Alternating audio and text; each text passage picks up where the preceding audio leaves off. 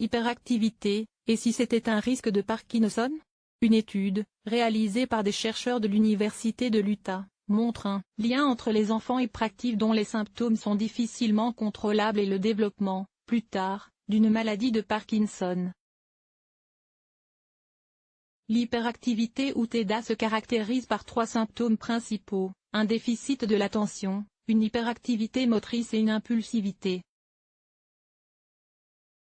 Elle touche entre 3 et 5% des enfants.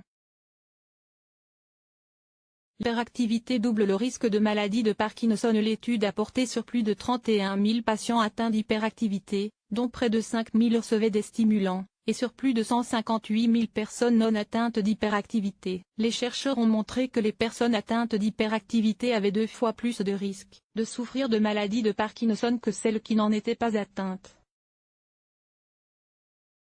Mais ce risque pouvait être encore plus élevé en cas de traitement par Ritaline, Adderall ou Focaline.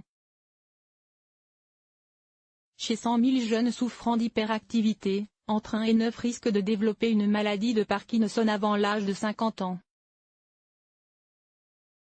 Comment expliquer ce risque? Pour les chercheurs, le lien entre hyperactivité dans l'enfance et développement de la maladie de Parkinson précocement serait dû à la dopamine. Dans le cas de l'hyperactivité, le trouble cérébral est associé à des modifications de libération de la dopamine.